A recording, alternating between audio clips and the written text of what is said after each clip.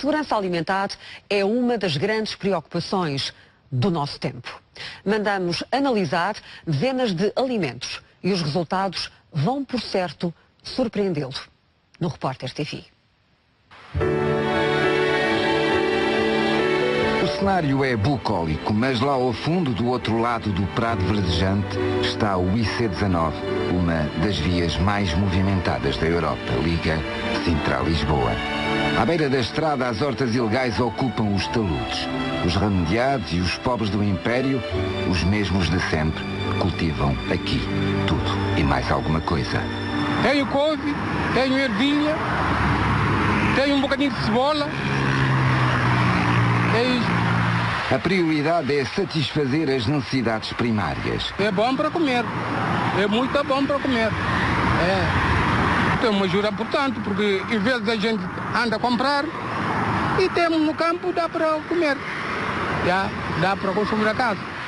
Para muitos, a sociedade de consumo é, no fim de contas, mais uma miragem do que outra coisa. As hortas de estrada contrastam com a aparência de prosperidade e de abundância generalizadas. Uns é para comer, as reformas são poucas. Outros é para vender. E outros são os que vêm a roubar aquilo que os outros estão a cultivar. É isso que se passa. Mas não é de agora, é de há muito tempo. Mas o engenho acarreta perigos.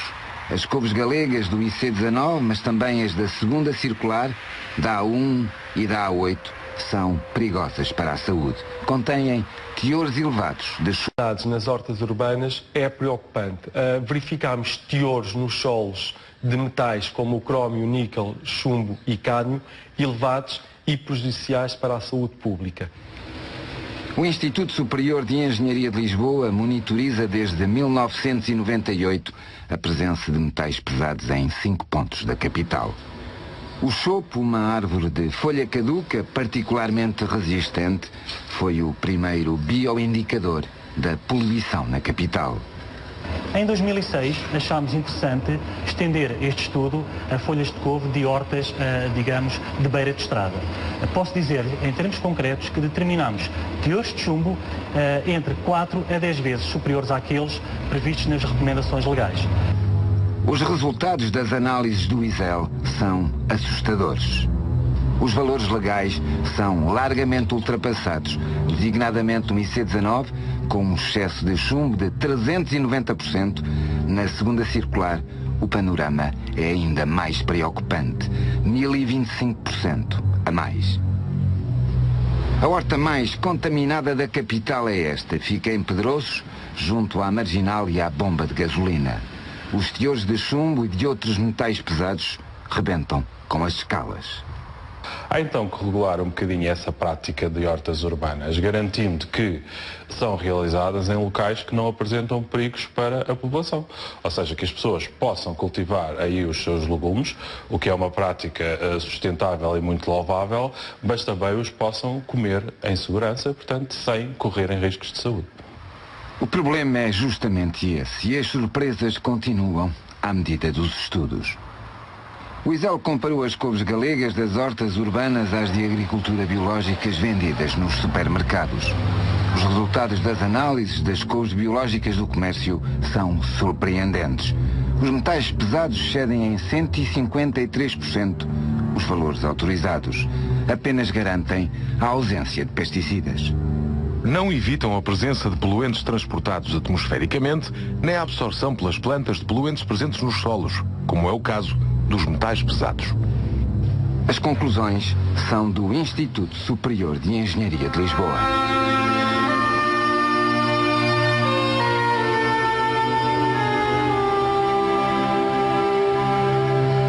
A indústria agroalimentar e a grande distribuição são hoje as principais responsáveis pela comida contaminada que ingerimos.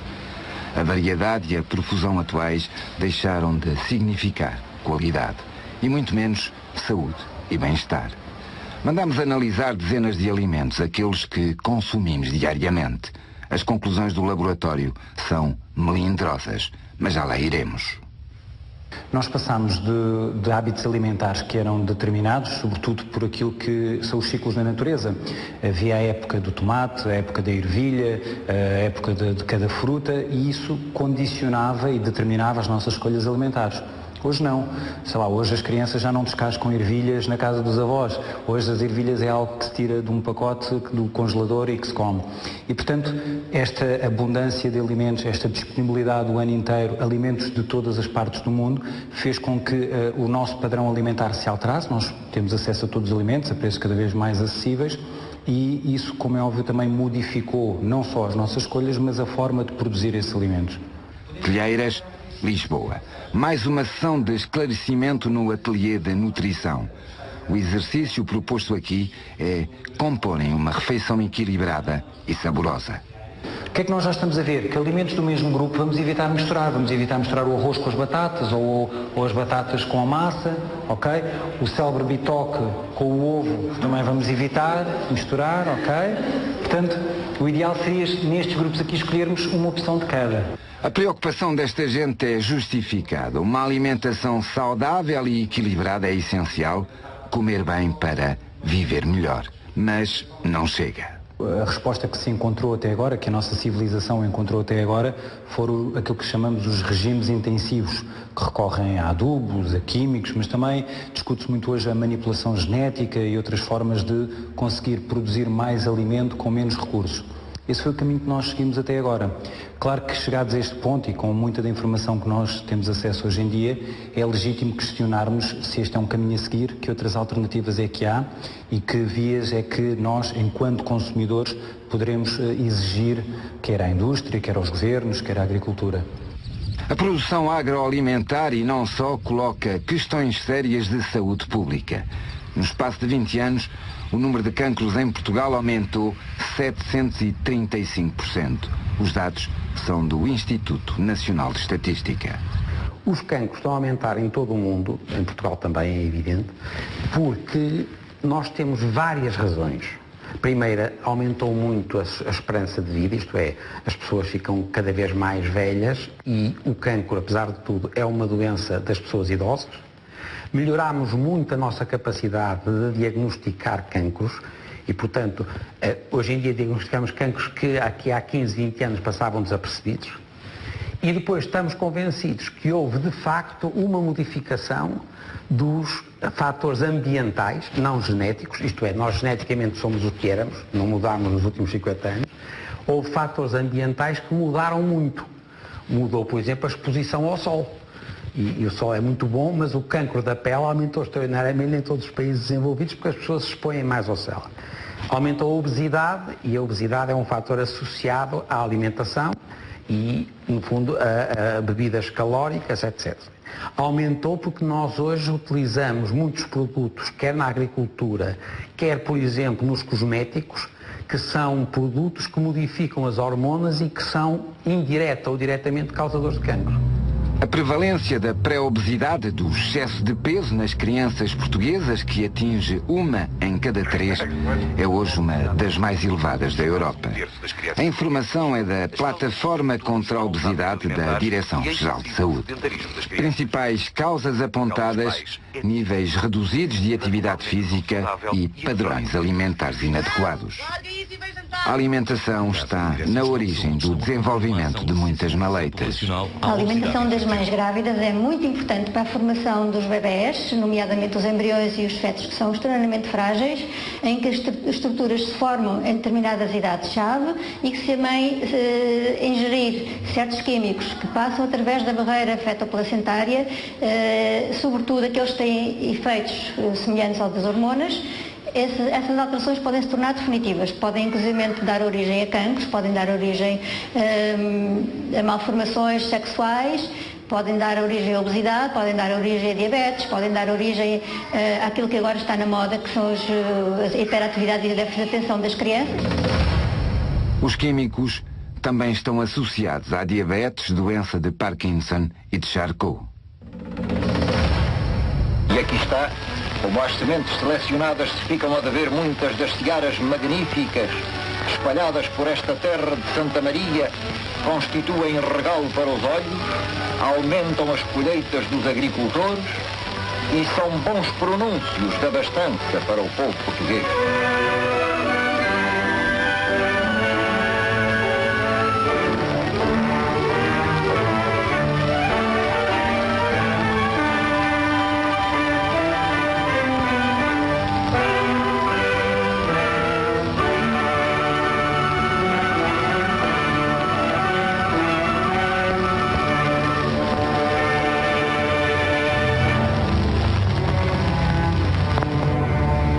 A lavoura já não é o que era e os agricultores são as primeiras vítimas.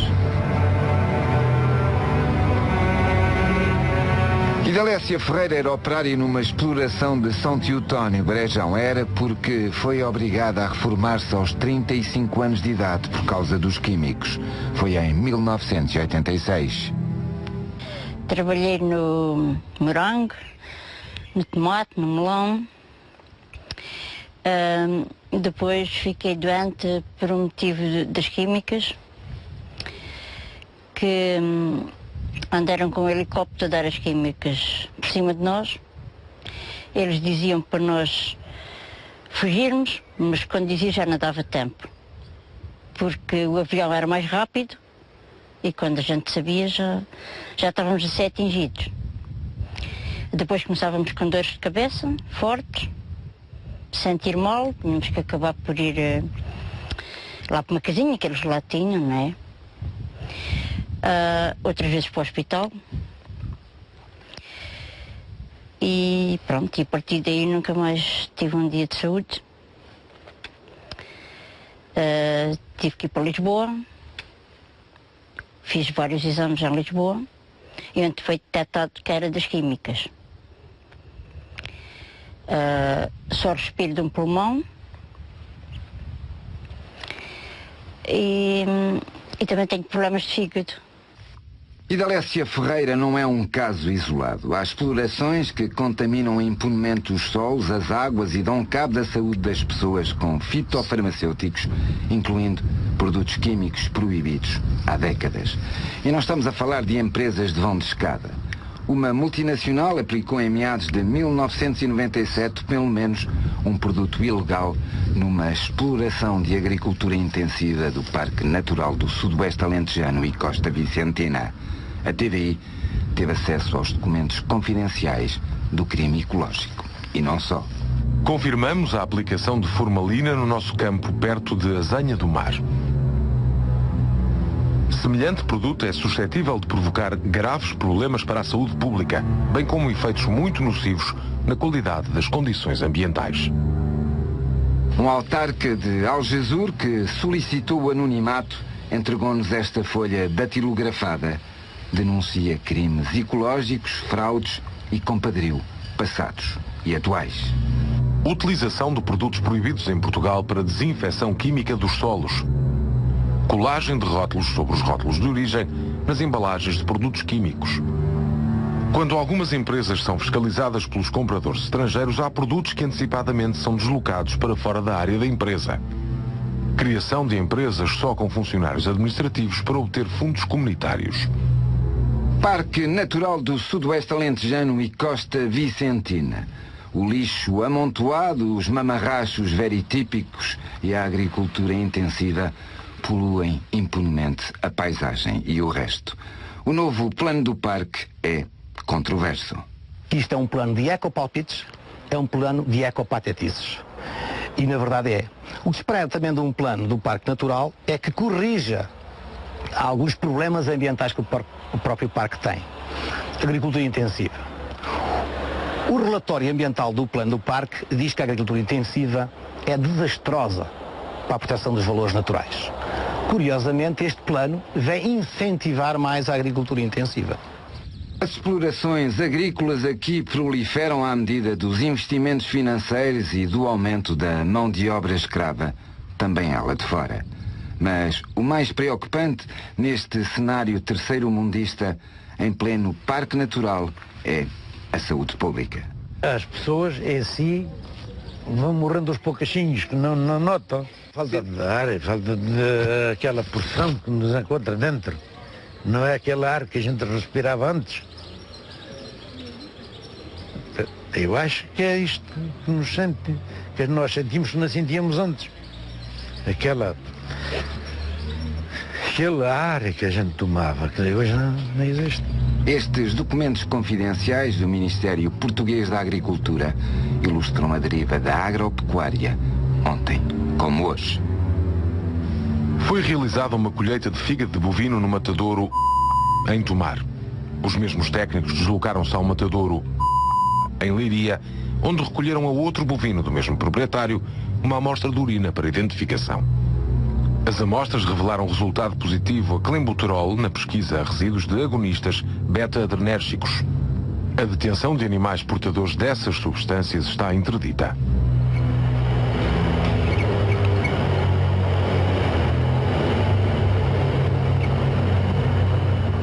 O clenbuterol é um estimulante poderoso do crescimento muscular. Dá mais carne, retém quantidades anómalas de água, dá, portanto, mais rendimento.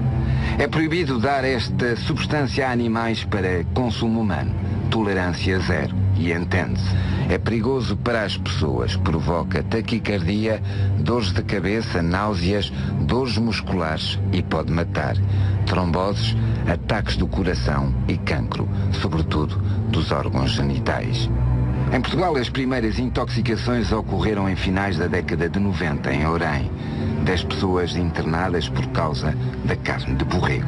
Depois foi em Aveiro, uma família inteira com fígado contaminado, e mais tarde, em Coimbra, pai e filha deram entrada nos serviços de urgência dos hospitais da universidade. Tinham ingerido iscas de vitela com clenbuterol. O processo corre termos no Tribunal Judicial das Caldas da Rainha, mas há mais. O proprietário de uma exploração do Concelho de Borba administra ilegalmente nitrofuranos, foraltadona, aos coelhos que cria e engorda antes de os vender. Esta substância foi proibida na Europa, já lá vão 10 anos. A IARC, a Agência Internacional para a Investigação do Cancro, considera que é um agente potencialmente carcinogénico para humanos. Punição, uma simples coima. A ASAI, a Autoridade de Segurança Alimentar e Económica, descobre numa sociedade agrícola da Rexaldia, Torres Novas, bovinos com substâncias beta-agonistas ou, por outras palavras, com anabolizantes.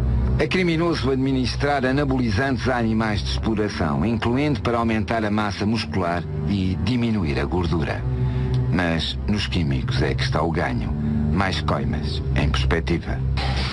Uma inspetora médica veterinária da Direção-Geral da Veterinária identifica num matadouro da trofa porcos acabados de chegar de Montemoro Novo com anabolizantes, obviamente proibidos.